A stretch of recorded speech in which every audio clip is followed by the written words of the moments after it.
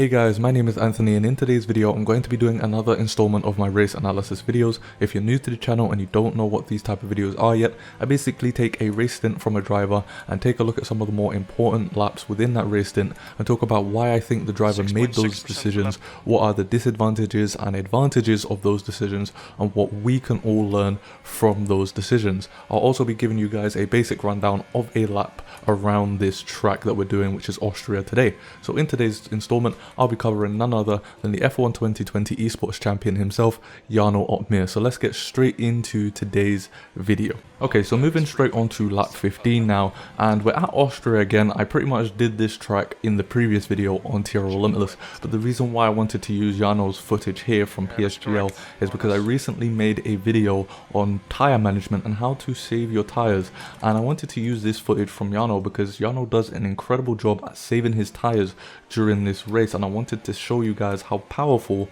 saving your tyres can be towards the end of the race, especially when you're competing at a very high level like Jarno does here. So as you can see, he's on the hard compound of tyres, and the reason for this is because at the beginning of the race it was intermediate conditions and the rain stopped sooner than they expected and the track dried up even sooner than they expected. So Jarno decided to go for the hard compound of tyres and do a one stop until the end, whereas as you can see some of the drivers around him like Josh Odogu, Barry Bowman and Caraton decided to go for a two stop going on the medium tyres. So right now Jarno has to basically save his tyres as much as he can because he's going around about 20 plus laps. I believe in total he did around about 22 or something like that laps on these hard compound of tyres. So by the end of the race, as you probably seen if you did watch this video, JD said that Jarno is going to be around about 85% tyre wear, which is in that puncture territory, and obviously no one wants to be within that territory because at that point your tyres can give up at any moment. So Jarno really needs to save his tyres at this part of his stint so that towards the end of the race he will be able to use those tyres as effectively as possible. And behind him you can see that Philip Presneda, I believe his name is, sorry if I got that wrong, but he's also on the hard tyres. And to keep up with Josh Odogu on the mediums, Philip actually had to push quite a bit. So you get to physically see the difference between what happens when you push and what happens when you save your tyres. So as we move on to some of the laps now that Jarno is doing, and you can see that what he ended up doing was letting Josh Odogu go in front of him so that he can use his ERS and use his DRS to be able to stick close to Josh Odogu whilst also going a little bit slower through the corners and basically coasting through those corners in order to save his tyres. So as you can see, he's doing very well to stick within that DRS, using his ERS very effectively as we move on to lap 20 now, and he's still within that DRS. Philip behind him is also still within Jarno's DRS. However, because Philip had to do quite a bit of pushing in order to stick with Josh Odogu, he's going to be at a very big disadvantage towards the end of the race. So moving on to lap 23 now, and it's pretty much just one of those trains. When you get to high level F1, you know, you're going to see a lot of DRS trains because the level between the drivers are so close. So as we move on to lap 34 now, we're pretty much in the crunch time of the race.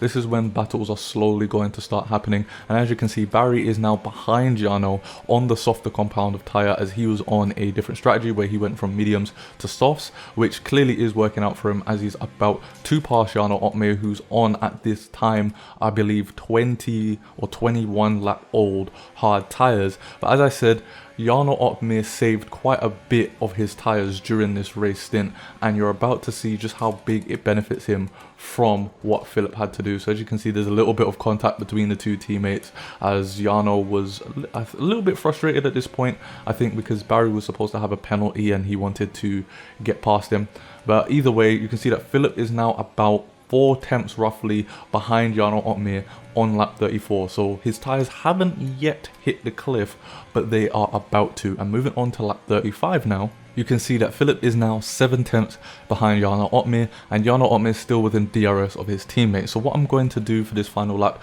is just talk over it quickly, and you guys will be able to see for yourselves just what happens when the tyres fall off the cliff and just the huge amount of benefit you get towards the end of the race of being able to save your tyres. So as we come up to turn 1 now, this is pretty much the final lap, so Jarno doesn't necessarily need to worry as much about pushing because he knows that his tyres are going to make it to the end. As you can see, coming up to the third corner,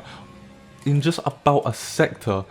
Philip behind him has lost almost half a second, and he's not going to be able to make any moves on his teammate ahead of him because the difference in tyre compounds, 20 lap old hards versus like 9 lap old softs, is a big difference. So he's not going to be able to make a move on his teammate. But if he had decided to push towards the beginning of the stint, similar to how Philip had to push to keep up with Josh, then Jarno would be in the same situation right now as Philip, where Barry would have just been able to fly away, and instead of being as close to him, he would actually potentially even lose second position to Caraton, just like how Philip has lost third position to Caraton. Even though Caraton has a penalty, if he didn't have a penalty, then you would see how this would have hugely benefited Philip if he was able to save his tyres and stay in third place, because he wouldn't have been able to lose that position to Caraton. So that is the huge amount of benefits that you can get from being able to save your tyres during the race. If Jarno hadn't saved his tyres, then he could have potentially have lost third place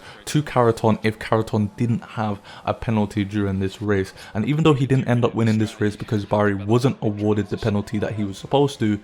again, he put himself in a position where he could have won this race had Barry had got that penalty. Whereas if he didn't save his tyres earlier on during the stint, Barry would have probably made up a big enough gap on that final lap to be able to get first place even with a penalty. So I hope that this video was helpful to you guys in conjunction with the previous video on how to save your tyres. If Jarno had pushed earlier on in the stint, his tyres would have probably died out on him on the final lap, similarly to how Phillips did, and he wouldn't have been able to put himself in a position to win the race. Though Barry wasn't awarded that penalty, Jarno still put himself in a position to finish in at least the top 2. Caraton did have that penalty, but had he not had that penalty, Jarno could have easily lost second place, similarly to how Philip was overtaken on the final lap. So if you did learn something from this video, then make sure to hit the like button, and if you're still watching by this point, you might as well hit that subscribe button, and I'll see you guys in my next